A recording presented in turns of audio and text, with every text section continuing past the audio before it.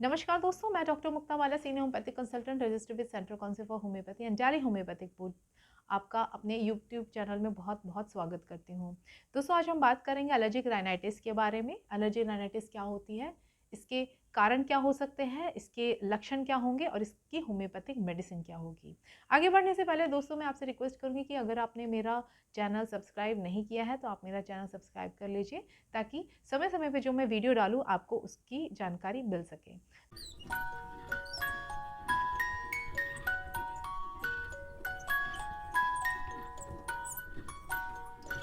तो चलिए बात करते हैं एलर्जिक राइनाइटिस के बारे में।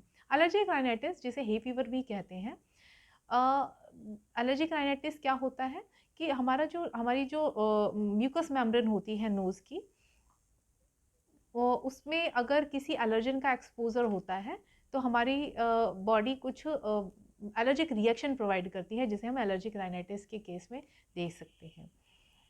अब हम बात करेंगे कि इसके एलर्जिक राइनाइटिस के आखिर कारण क्या होते हैं।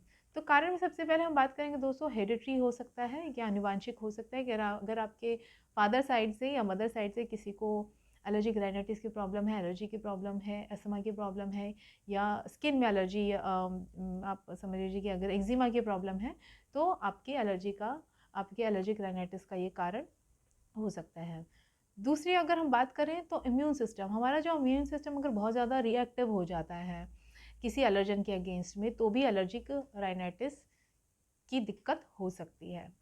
अब हम आते हैं सिम्टम्स के बारे में, लक्षण के बारे में कि एलर्जिक राइनाइटिस में क्या क्या सिम्टम्स होते हैं। सिम्टम्स को बताने से पहले मैं आपको ये बता दूं कि सिम्टम्स आते क्यों हैं हमारी बॉडी में। तो इसको बताने से पहले मैं ये थोड़ा इम्यून सिस्टम से रिलेटेड मैं ब्रीफ करना चाहूँगी कि हमारा जो इम्यून सिस्टम होता है, हमारी बॉडी में एक बॉडीगार्ड का काम करता है, जिसका काम होता है कि फॉरेन पार्टिकल को समझ के, उसको पहचान के, बॉडी में कुछ चेंजेस करते हुए फॉरेन पार्टिकल को मार के निकालना, किल करके निकालना, या उसको इनएक्टिव कर देना। मगर अगर आप ये समझ लीजिए कि अगर हमारा इम्यून सिस्टम हार्मलेस चीज़ों के लिए भी, जो नॉन रिएक्टिव चीज़ें, नॉन इन्फेक्शियस चीज़ें हैं, नॉन इन्फेक्शियस चीज़ों के अगेंस्ट में भी अपना रिएक्शन प्रोवाइड करने लगे, हमारे इम्यून सिस्टम को जो हम हार्मलेस चीज़ें हैं या एलर्जन है, वो उनको अगर ये लगे कि ये फॉरेन पार्टिकल है और उनको फॉरेन पार्टिकल की तरह ट्रीट करने लगे, तो क्या होगा? तो हमारी बॉडी में उसी तरीके से सिम्टम्स आएंगे जो जब किसी फॉरेन पार्टिकल के एंट्रेंस के टाइम पे आते हैं। तो हमारा इम्यून सिस्टम इतना रिएक्टिव हो जाता है, उसको समझ नहीं आता कि जो एलर्जेंस हैं हार्मलेस हैं, और इसके अगेंस्ट में जो है वो सिम्टम्स प्रोवाइड करता है। जब एलर्जन का एंट्रेंस होता है हमारी बॉडी में, तो हमारा इम्यून सिस्टम मास्ट सेल्स, जो कि एक तरीके से आप एलर्जी के लिए जो डिफेंसिव मैकेनिज्म प्रोवाइड करता है, मास्ट सेल्स को सिग्नल देता है कि आप कुछ चेंजेस प्रोड्यूस करिए।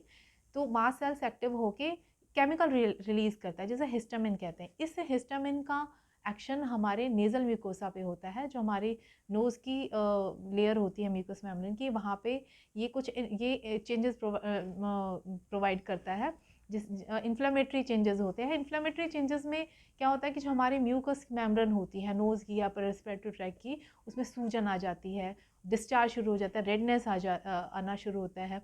तो जिसकी वजह से आप ये देख सकते हैं कि जब सूजन है तो उसमें ब्लॉकेज होगा, रेडनेस होगा, आइज़ में भी आपको एलर्जी के केस में रेडनेस देखने को मिल सकता है। तो जब भी ये चेंजेस होते हैं, इन्फ्लामेटरी चेंजेस होते हैं हमारे नोज़ के म्यूकस मेम्ब्रेन में, तो सिम्टम्स के तौर पे हम देखने को हमें मिल सकता है। तो ये सिम्टम्स क्या होंगे? ये सिम्टम्स जल्दी जल्दी छींके आना, रनिंग नोज़ होना, नोज़ ब्लॉक होना, पोस्ट नेज़ल ड्रिप, मतलब लेटते टाइम आपको लगेगा कि गले में कुछ नोज़ से डिस्चार्ज हो रहा है, जिसके अगेंस्ट में आप उसको रिफ्लेक्स के थ्रू, मतलब खांसी के थ्रू उसको निकालने की कोशिश करेंगे। बोलते टाइम सांस की प्रॉब्लम होता है, बट ये जो सांस की प्रॉब्लम होती है ये नेज़ल कंजेशन की वजह से होगा। नीचे चेस्ट में या फेफड़ों के में किसी दिक्कत की वजह से आपको इस पर्टिकुलरली एलर्जिक राइनाइटिस के केस में सांस लेने की दिक्कत नहीं होगी, बट नेज़ल कंजेशन की वजह से होगा। इसके साथ साथ दोस्तों आपको दूसरे सिम्टम्स भी देखने को मिल सकते हैं। आपको हेडेक के सिम्टम्स आप महसूस कर सकते हैं, आपको बहुत ज़्यादा लिथार्जीनेस, वीकनेस इस टाइप के सिम्टम्स आपको फील हो सकते हैं। तो ये हुई सिम्टम्स की बात। अब हम बात करते हैं होम्योपैथिक मेडिसिन के बारे में। होम्योपैथिक मेडिसिन बताने से पहले मैं आपको दोस्तों ये ज़रूर बताना चाहूँ कि सिर्फ एलर्जिक राइनाइटिस की होम्योपैथी में कम से कम 150 से 200 दवाइयाँ हैं। जो मैं मेडिसिन आपको बताने वाली हूँ वो एलर्जिक राइनाइटिस के मैक्सिमम सिम्टम्स को कवर करेगी और आपको इससे डेफिनेटली आराम मिलेगा। मैं आपको जो मेडिसिन बताने जा रही हूँ उसका नाम है एलियम-सिपा 30। एलियम-सिपा 30 को आप गोली फॉर्म में बनवा लीजिए। 5 गोली सुबह खाली पेट, 5 गोलियाँ रात को खाना खाने के आधे घंटे के बाद आप लीजिए। और इसके साथ ही साथ आप अपने होम्योपैथिक डॉक्टर से कंसल्ट ज़रूर करिए, होम्योपैथिक डॉक्टर से डिस्कस ज़रूर करिए, क्योंकि इसकी जो डोजिंग है वो बहुत इम्पॉर्टेंट होती है। तो एलर्जिक राइनाइटिस के लिए आप एलियम-सिपा ले सकते हैं, अपने डॉक्टर से कंसल्ट कर सकते हैं डोजिंग के लिए। और डेफिनेटली आपको लेने के बाद आराम मिलेगा और आपकी ना केवल अब करंट कंडीशन में अगर एलर्जी की प्रॉब्लम, एलर्जी राइनाइटिस की प्रॉब्लम चल रही है वो सॉल्व होगी, बल्कि आने वाले टाइम पे भी आपकी जो इम्यूनिटी है इसके अगेंस्ट में डेवलप होगी और इसकी जो रिकरेंसी है धीरे धीरे करके कम हो जाएगी। तो इसके साथ ही दोस्तों खुश रहिए, हैप्पी रहिए। आप अगर आपको ये मेरा चैनल पसंद आया तो लाइक करिए, सब्सक्राइब करिए, शेयर करिए और कमेंट करिए। मेरे साथ वीडियो के अंत तक बने रहने के लिए बहुत बहुत धन्यवाद। नमस्कार।